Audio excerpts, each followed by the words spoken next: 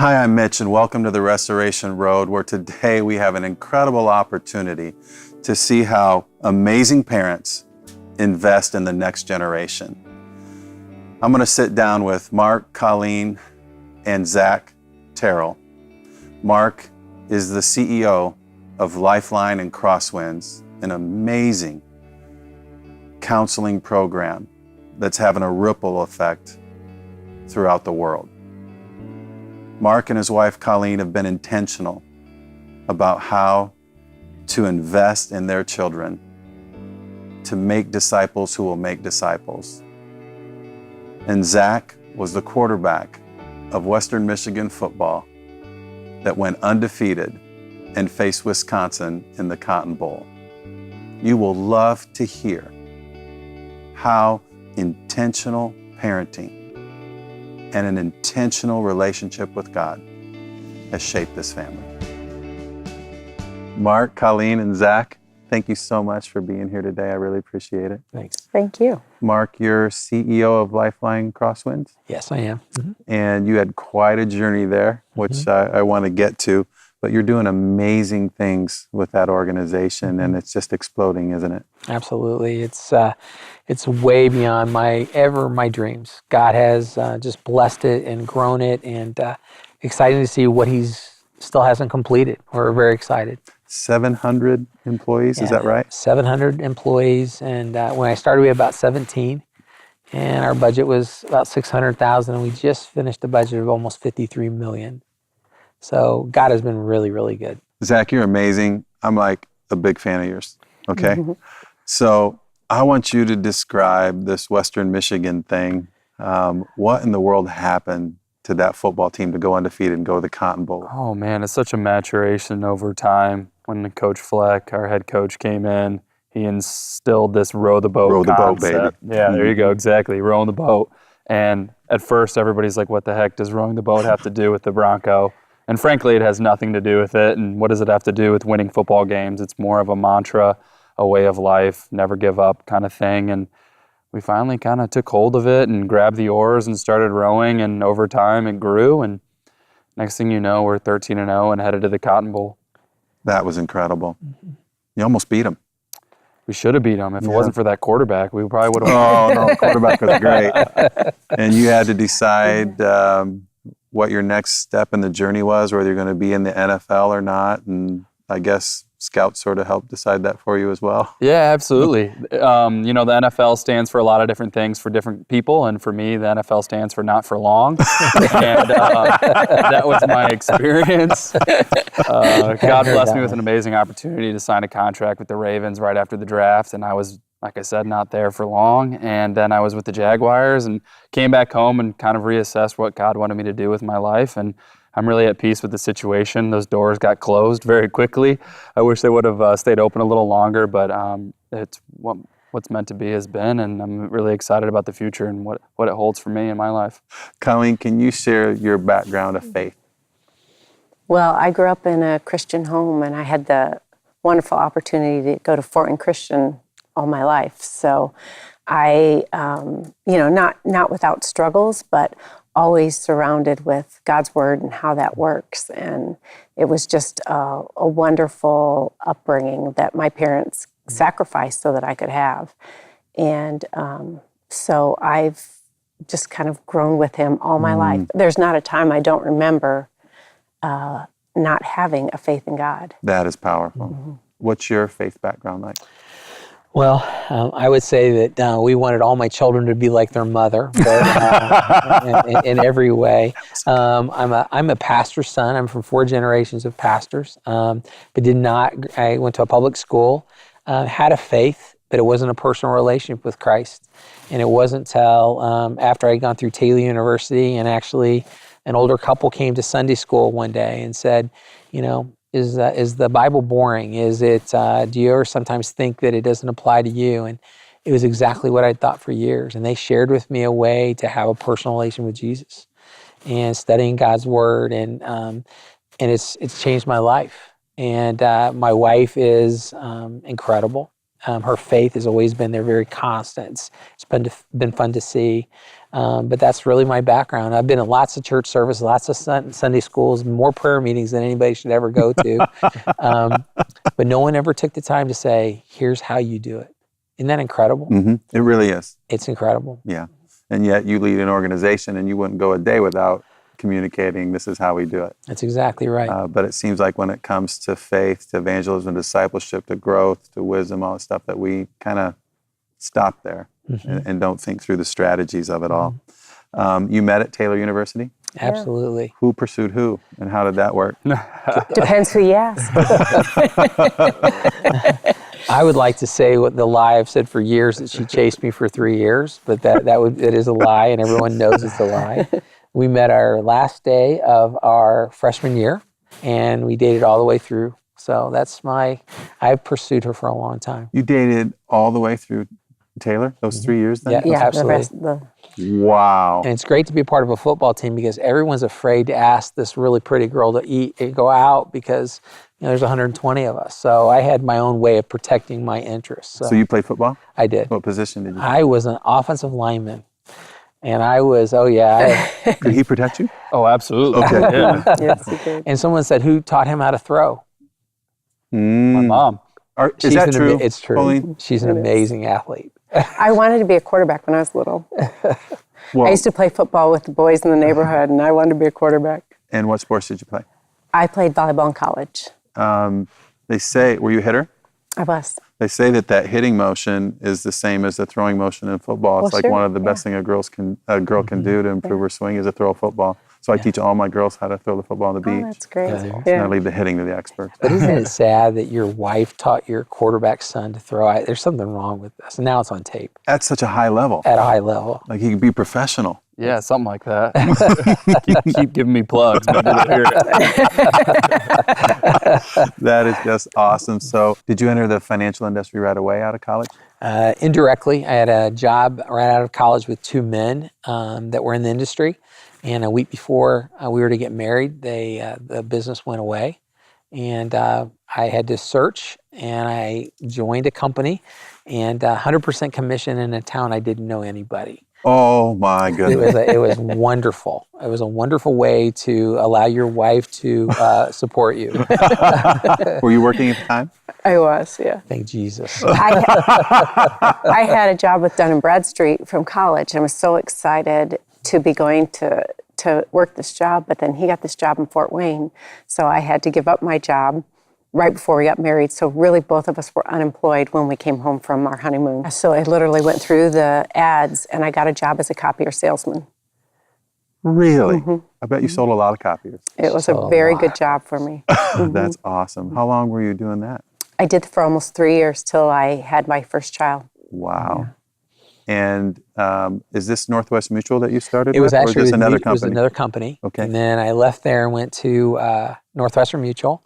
And when your wife Hold says, it, did you sell anything? I did. Okay, actually. I'm just making sure. Thank Jesus. But the first years were pretty bad. And I went to Northwestern, and when your wife says, by the way, I'm having our first child, and I want to quit work in 3 months, life becomes real, very real. It does. And it changed everything.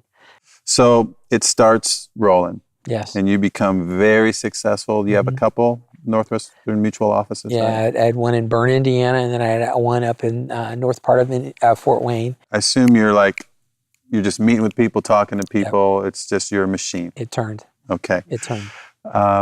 And you decide to volunteer on this board. And what is this organization, and what was the connection? Actually, I played basketball with a couple guys, and they said, hey, you want to be on this board? It's how informed I was. And it was called Fort Wayne Area Lifeline Homes. And they did a little bit of work with kids that were in trouble with the law. And where I grew up in Lebanon, Indiana, was really kind of on the other side of the tracks. Most of my friends lived in that world. So I was really kind of drawn to it. And I was on there for 3 years and liked it. But my family was growing, my business was growing, and I actually just went to the director and said, I'm going to come off. And he asked, would you just leave your name on? And I said, sure, I'll leave my name on, but I'm not coming into more meetings. I'm busy with church and other things. And that's kind of how we left it. But they keep pursuing you for more than just being a board member, right? Right. Yeah. About 3 years later, what I thought was a friend of mine, and I heard that thought was a friend, he actually took me to lunch, and we had lunch, had a great lunch. At the very end, he said, "Mark, would you be willing to, I want you to take over Lifeline." And I said, the answer is no. Thank you. I love what I'm doing. And he said, "Would you just go home and ask your wife?" And I said, "It's not going to happen." And I said, we're designing our dream home. We're really doing very well, making good money, kids in private school. And he said, "Just go home and ask your wife." And I said, "Well, I'll ask." And I went home that day, and she was making dinner. I still remember where the kids were. And I was laughing. I said, "You wouldn't believe what Gerald asked me to do." And I'm laughing. She turns on a dime and says, "Have you prayed about it?" And that's really where this whole journey began. I assume you've been taught to pray ever since you were a little boy. Yeah. And how has prayer been a part of your life as a college athlete and now professional? I've had a lot of different crossroads in my life where I'm like, I don't really know what to do. And, my parents have set that example, and it's really been powerful in my life. And I've seen it pay off just like my parents have in that one of those decisions. So I think it's really important to our family, and it's definitely God has blessed us more than I know I deserve. So, What year were you at Western Michigan when you started as quarterback, when you finally started? I started my redshirt freshman year, and frankly, one of those crossroads was right before that season. I was planning on leaving, and frankly, everybody was telling me to leave. I remember my dad came to me and he said, "Miami of Ohio wants you, and you should transfer." I kind of looked at him and I was like, "Why do you say that?" "Well, bringing in a 4-star kid, all these things, and all these reasons on why you should go."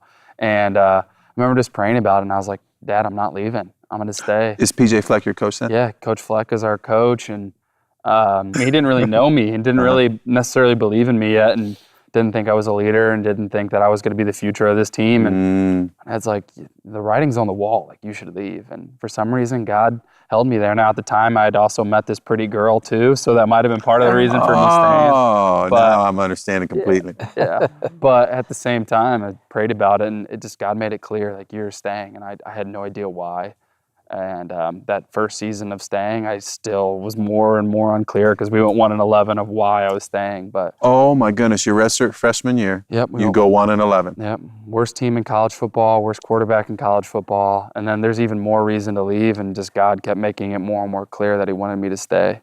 And what was your record the next 2 years? 8-5 and 8-5. And then 13-0. Then 13-0. Wow, Yeah. that is awesome. Were you okay then, finally, with, you have a piece about him staying? I mean, not at 13-0. It was much easier than at 1-11 and 8. Absolutely, because I remember asking him the question, and he goes, "Dad, I've prayed about it." And they said, "Okay," because our goal is to raise men and a daughter that will stand on their own feet. And I remember he said, "Dad," he goes, "no matter where I go, there's going to be a war. Let the war be here." And I'm like, "All right, let's do that." And when he believes that, let's go get it. Young men and women who have been touched by Christ, as well as a coach who will never be the same because of him being there.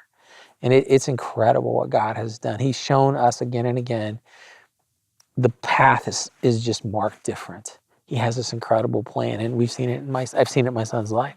Do you know Coach Fleck's position on faith? Yeah, and he's a believer, but I think the greatest part is me getting to witness to my head coach while he's pouring into me about how to be a leader and how to be a man and how to respond to different crossroads. I'm there to show him, hey, this is the Bible, this is real, like God is real, He's the reason for our success. And I think I was able to pour into him where now this guy is reaching the millions. He's on TV every weekend, and everybody is so interested in what makes this dynamic coach different, and faith is a part of that now. And I think that me being able to help pour into him and make that clear to him that this is the reason why we do things and this is the person that gives us this ability has been really cool to watch him grow in his faith and share it and wear it on his sleeve and stand for it at Minnesota now and all over the country. And I think that's just been really cool to kind of see, everything pass on, and from my parents to me, and now, your tree begins to grow and everybody begins to kind of catch on to this Jesus thing and how real it really is. Yeah, you're going to find when you invest in a leader, that investment has exponential return. I mean, it's just incredible. And he's he's going to do great things. Absolutely. And so are you. Well, you have this rite of passage event that you do with Zach at 13 years old, and I want you to talk about it. And the reason I'm pursuing this is because I've known you and known of you for a long time. I started watching this guy and started making sure he was winning every single week and watch him go undefeated. And then I realized he's yours. And so I wanted to get together and talk about how in the world do you produce this? Because your kids are amazing, and it's flowing out of your relationship and your relationship with God. So what's the rite of passage? I had been given a book, and it's called Raising a Modern Day Knight. And I had read it, and there was also another book that's for girls, and it says, She Calls Me Daddy. Oh, yeah. And that one will make you cry, but you have daughters, so it's awesome. But the Raising a Modern Day Knight, it was something that I read, and I thought, this is something every other culture has this passage. And we as in the United States, we don't talk about it very much. We don't talk about it in our Christian faith. So I read this book, and I made a decision with my oldest son and then with Zachary at 13 to have them do this passage. And what we did is Colleen would take them on a trip and all of a sudden stop in the middle of a country road and hand him an envelope. And the envelope was a letter from me and said, to go down this path and that I love you and enjoy the day. And he would walk a ways, and then someone would step out. And it might be a pastor, maybe an uncle, maybe a grandfather, men that I chose that he could always go to. This is, I'm trying to visualize it, walking along a road, like a county road or a He dropped him off on county road, and then I had a path. It was in the woods, kind of in a woods area. Woods. Okay. Oh yeah, I spent several days cutting paths, miles of paths. And It's a long walk. Yeah, it's a long walk. It's a long walk. There were about 12 men through the thing. And so what they would do is they'd get to the first one, and I had given this gentleman a topic. Maybe it's integrity. Maybe it's, love. It could be whatever. And forgiveness. And they would talk about that for a minute, and they would just pour into his life. And then they would hand him another envelope and say, you know what, Zachary, your dad may not always be here. So you can always call me.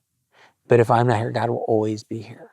And then they would leave it, let him go, and he'd walk, and he'd just blend out of the way. And they would do this all the way. And my brother-in-law would do something really incredible, and he would wash their feet along the way. He had it all set up with a fire and do everything. So they would walk this path. They were probably out for 2.5, maybe 3 hours. And I would be collecting them, these men, to get them back to an area. And he had never seen me till the very end. At the very end, I got to pour. We had a fire. And I had an opportunity then to share into his life and tell him how much I loved him. And it's fun because, there are things that young men can't talk to us about, or, maybe I'm not here. And I wanted them to know that it's the value of men, value of godly men. And each of my sons, he has uncles, and they're not uncles, not real blood uncles, that love him and love my other sons, love my daughter. And I always joke, if he would score 4 touchdowns, one of the uncles might call him and say, why didn't you score 5? Now flip the other side. Do not mess with Zachary. They would protect him to the death. But they're godly men who love him.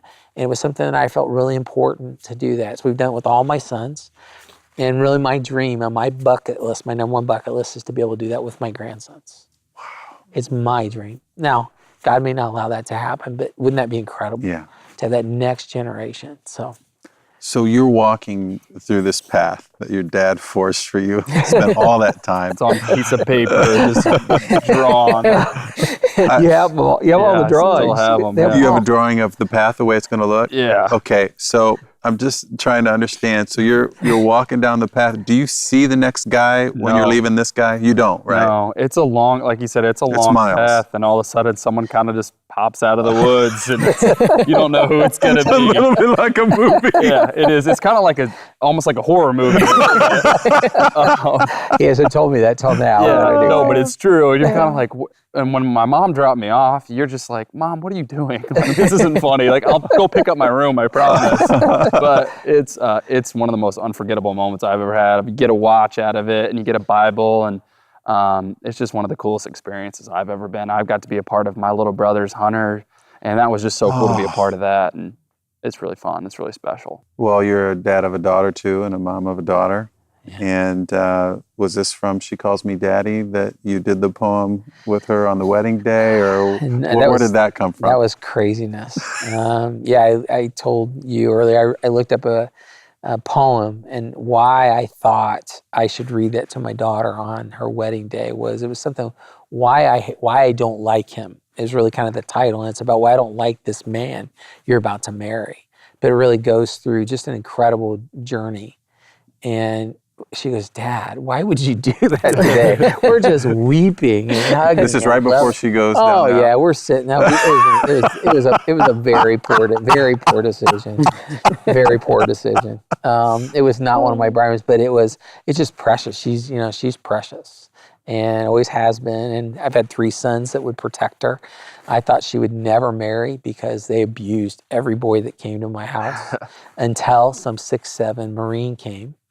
And from Hard school, to mess with that. Yeah, and they looked at the brothers, and all the brothers are like, "Man, we can't take this one," and that's who she married. Wow. And I think she knew I better get somebody big, strong, and but she's precious.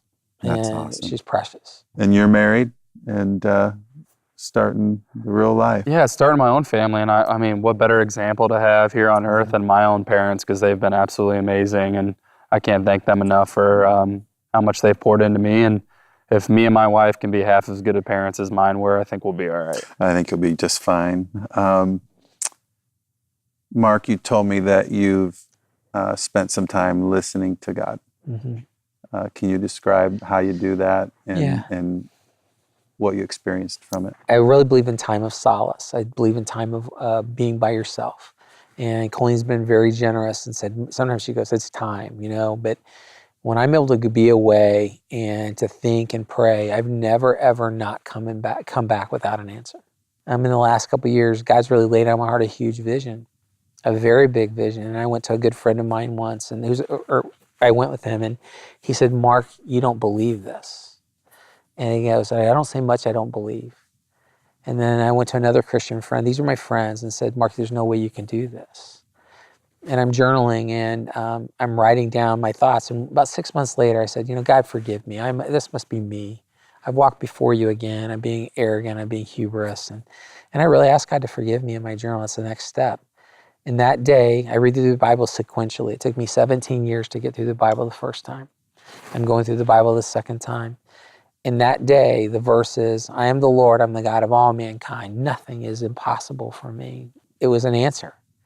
For me to say, what seems impossible to men is not impossible to me. Mm. And he has done that hundreds of times through my life. Is this vision for Lifeline Crosswinds? Yeah.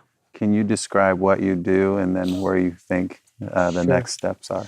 Sure. At Lifeline and Crosswinds really are, we exist for the same reason. We exist for individuals to succeed, families to thrive, and communities to prosper. And really what that means on the Lifeline side means we really work with kids and families that are in the court system. And on the Crosswind side, we work with kids and families not in the court system. And I got tired of working just with kids once they got in trouble. What a novel idea. How about we work with them before? Yeah. I'm not that smart, but I thought that was a good idea. It took me a while to figure out what we were doing, and we were failing. And in the year 2000, we took over a little nonprofit in LaGrange, Indiana, and they did something really unique. Instead of removing kids, they put people into the home. And it was the same time we're building a $12 million campus. And I said, we need to do this. And one of my staff says, no, you can't. Mark, we're building a campus so they'll come. And I said, no, we need to do this. And I always say, it's always right to do the right thing. And I tell people I was a great leader, a phenomenal leader. That we had 5 employees at the beginning of the week. By the end of the week, we had 1. And that's true. She's still with me. She can't quit, ever. And I'll never let her leave. But it was incredible. What started out as this idea of how do we work with families? Because I believe that the family is the central, most important thing in our country. It has more to do with the economics, the behavior, the health, and the education. There's nothing that does more than that. Mm-hmm. And we talk all these other things. And so we started that with 1 employee. Today, we're in almost 5,000 homes a week where we go into the home and work with the entire family. And it's a tenth of the cost. and is 30% more successful. And I'm a business person. My background is in business. I know those numbers. And God has opened up just incredible opportunities for us. Our vision really is to literally be all across the country. In the next 5 years, we'll open offices in every state in the country. And we believe what we're doing can change this country. Oh, I do too. Yeah, it was fun. I had a board meeting about a month ago, and I had a board member walk up to me and goes, "Mark, we really can change this country, can't we?" And I'm like, yes. And no one really, that's a huge hurdle for people to start to believe. And, is it impossible? Yeah. Do I believe it? Oh, I believe it. And God is just opening doors to us that you can't believe. We'll open an office in Nashville this year. We'll open an office in Florida. We're going to probably open about 4 or 5 offices in Ohio. We're all over the state of Indiana. And it's a miracle. It has nothing to do with Mark. I mean, it is all him. That's incredible. It's incredible. Mark, Colleen, Zach, thank you so much. I had somebody tell me one time that if you really want something to have a ripple effect, you inspire, model, and teach it. And what you're doing with Lifeline to bring healing to families is how you lived parenting and ministry in your family. And it's just remarkable. Thank you so much. Yeah, thank You're welcome. Paul wrote in Colossians 3:23, whatever you do, work at it with all your heart as for the Lord and not for men. I think the Terrells are a beautiful example of what that looks like in marriage, in parenting, in our careers, and in our everyday lives as we lock eyes with others. I pray that you would take some time to mull over that verse of Colossians 3:23. Maybe read the whole book of Colossians every day for 30 days and just ask the God of the universe to speak to you, to reveal his plan for your life. Spend some time, like Mark discussed, and just listening to him. Maybe journal like Colleen did. Invest in people like Zach did. And you will see God Almighty do wonderful things that you would think would be impossible, but with him, all things are possible. Mitch just gave me his newest book, Street Smarts from Proverbs. When I tell anybody to start journaling, I say start in Proverbs. I'd really highly recommend you read it. I think you will gain a lot from it.